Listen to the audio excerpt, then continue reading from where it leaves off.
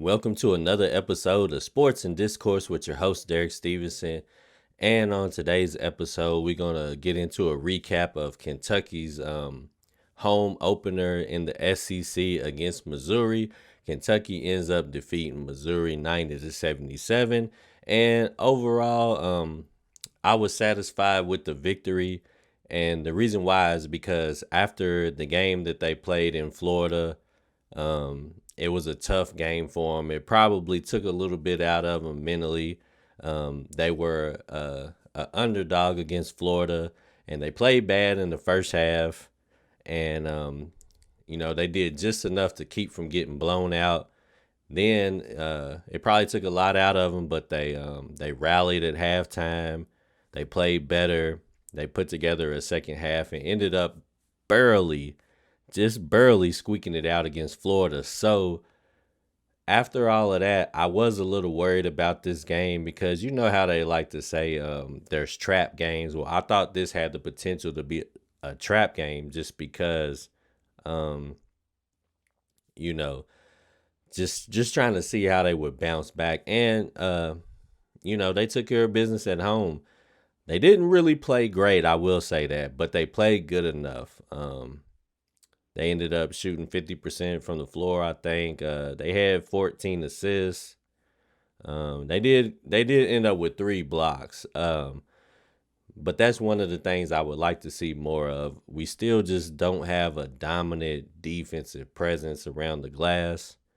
Um, and I thought collectively, when we started to get Bradshaw and Onyenzo back, that we would turn into a dominant defensive presence, um, or a dominant defensive team, and have a nice rim protection.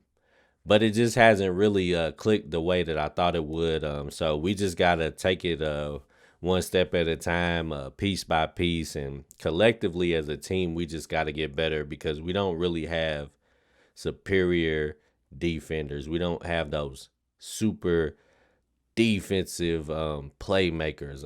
Probably the best overall is Reed Shepard because he's a decent on ball defender. He gets his hands, gets his hands in on his offensive player and wears him to death. Strips the balls occasionally, shoots the passing lane. So overall, Reed Shepard is the best defender we have. Especially when you include that he does, he tries to bang and get some rebounds for us, and we need every bit of it. But overall, we just don't have those strong rim protectors like I figured we may have. We have potential. Aaron Bradshaw has potential. Onyenzo has potential, but right now they probably just don't have enough game experience. And instinctively, I think Bradshaw is more of an offensive player, and he's starting to play better, get better each game with more reps offensively. But defensively, he still got a decent ways to go.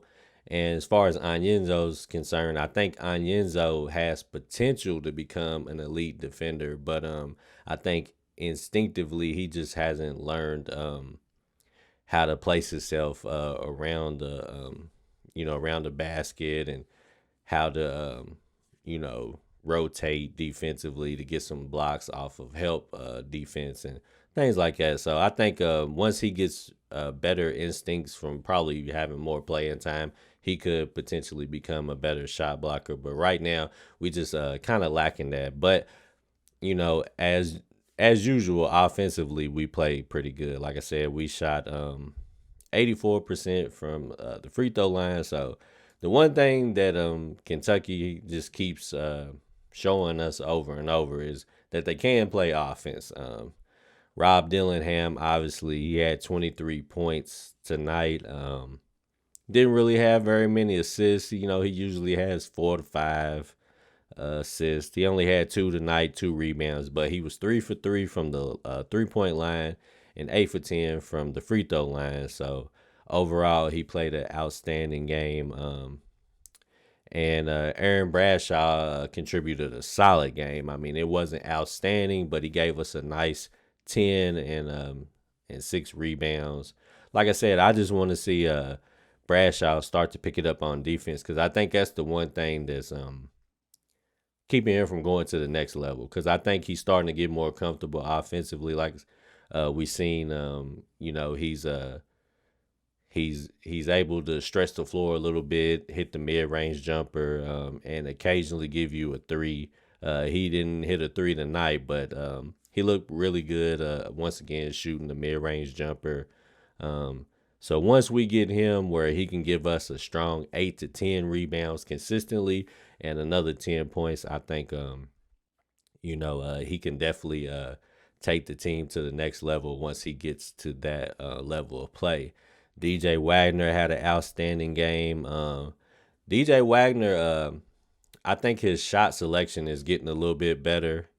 Um, he obviously he was struggling shooting the three earlier in the season, but I think he's more selective when he takes his threes now. And I think overall, just his confidence is just much higher than it was in the beginning of the season.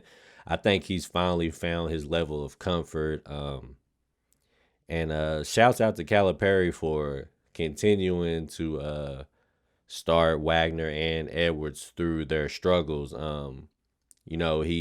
He was I gotta give Calipari a lot of credit how he's managed the team so far because to have guys like Rob Dillingham and Reed Shepard coming off the bench and continue to have confidence, continue to play for the team when they could have easily been upset and they could have wanted to transfer. They could have easily let their egos get the best of them and you know, to the detriment of the team. And they both just stayed positive. Reed Shepard didn't have the greatest offensive game tonight, but obviously, he had 4 assists. He still just he makes stuff happen. He might not score that many points, but he gets in the lane and makes stuff happen for other people. He's any given time, he might get in the middle, and if he doesn't pull up for his mid range jumper, he can throw it up there for some of our big dudes like he did tonight with Bradshaw and give Bradshaw a couple of easy opportunities. So, those two guys coming off the bench always spark the team. But back to DJ, I'm getting more and more confidence in DJ. He's playing more steady. Um, he's 5 for 8 tonight, 1 for 2 for 3, and 5 for 7 from the free throw line. He only had 3 assists, but I was really happy with DJ's play. DJ just the thing that I love about DJ is DJ just finds a way to get to the basket.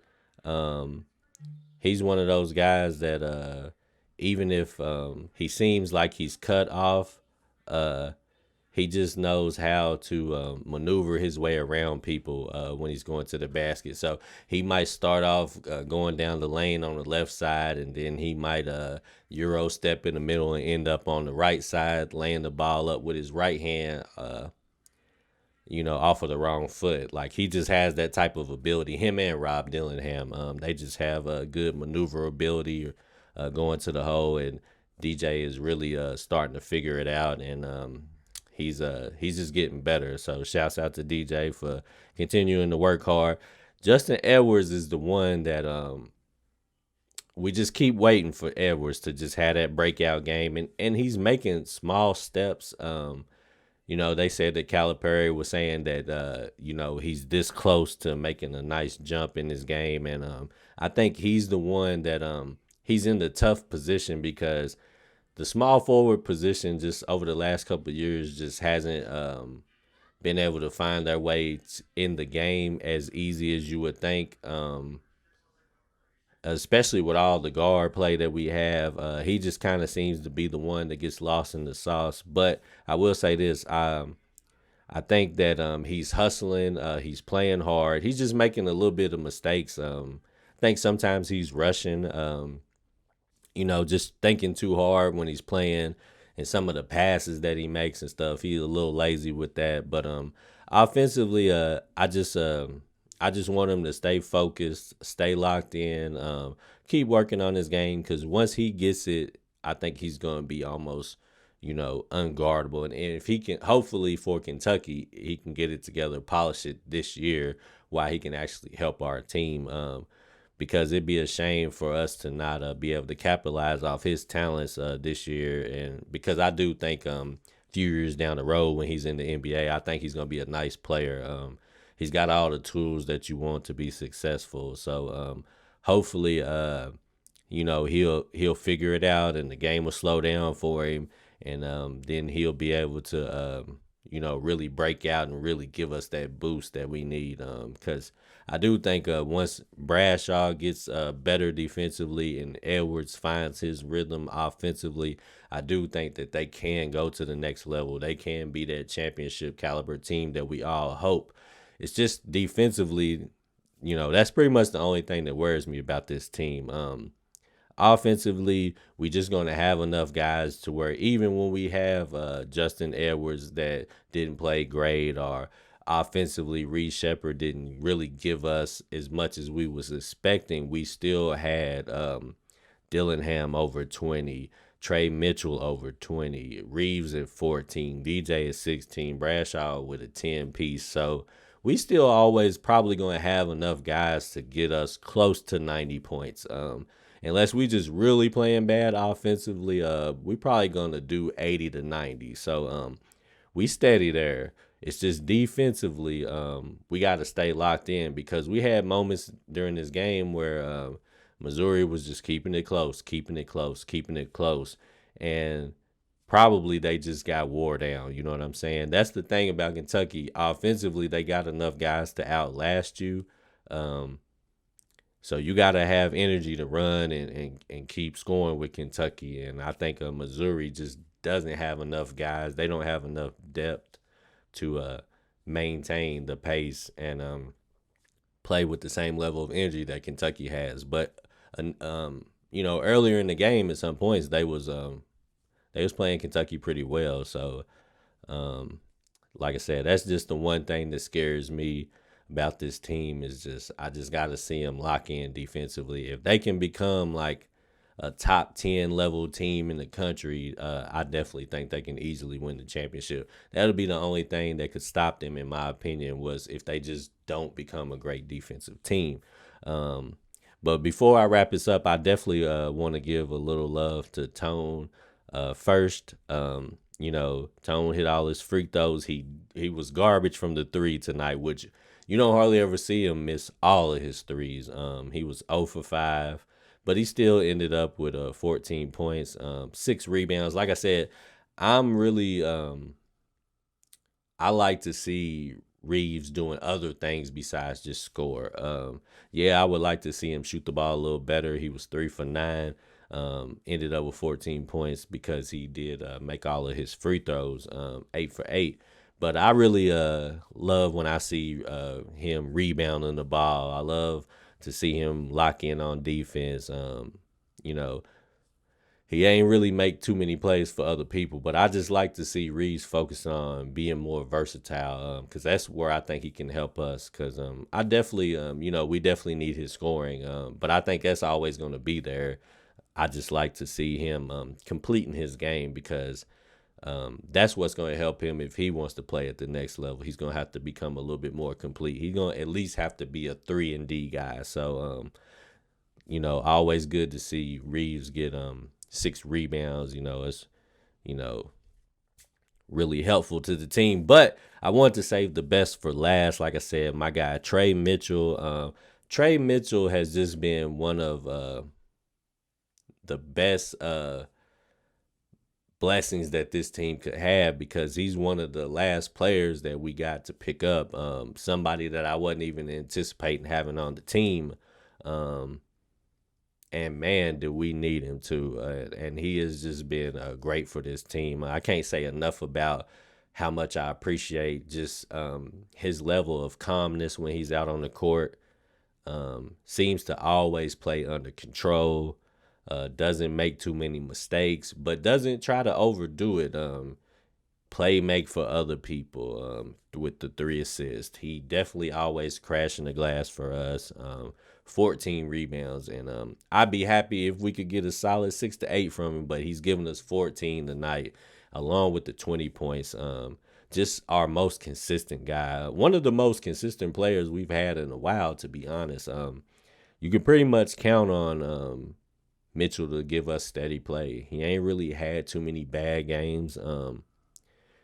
But yeah, man, he's just he's the guy that makes me feel more comfortable because yes, we do have young talented freshmen as always, but I feel like in today's new modern era of transfer portal, NIL, collegiate basketball, I feel like you gotta have a few guys like Trey on your team if you really want to stand a chance to win. Because you just need guys that are comfortable out there, that are not going to get overwhelmed, are going to stay pretty much even keel, not get too emotional. And that's what Trey does. Trey, I kind of feel like Trey just gives off the big brother vibe to the rest of the team. And he's just always going to be one of those guys that they can look at and see, like, is Trey, how is Trey feeling about this situation? Is he calm? Is he comfortable? And they can just kind of like play off of whatever his emotional state is. So, like I said, he played 40 minutes tonight, but he had to, and he got it done for Coach tonight. 6 for 11 from the floor, 2 for 6 for 3, 6 for 6 for free throw. Like I said, Kentucky shot the free throw. They shot really well tonight, but 14 rebounds and 20 points. So, like I said, shouts out to Trey, man, the most consistent player that we had all season, and leading the way, leading the young men, and hopefully leading them to a championship. But, we got to take it one game at a time. Like I said, I was a little worried because I felt like this could be a trap game, but the guys came out and they did handle business, and hopefully they got a lot that they can take away from this game. They can learn and get better, and keep the momentum going, man. But anyways, I'm going to go on and wrap it up right there. I've already went a little longer than I anticipated. I didn't go live tonight because I wanted to wrap it up kind of quick because I was tired, and I got to get up early. Got to get up at 5 in the morning and get to work, man. So hopefully, like I said, I'll start trying to figure out how to get some more live sessions in with you guys because I love actually talking to you guys in real time and hearing you guys' opinion. I love, the family atmosphere that we've created and getting to hear you guys tell me what's up. But anyways, let me know what you thought about the game. Was you shocked? Was you scared like I was? And we'll get back at it next time. Sports and Discourse with Derek Stevenson.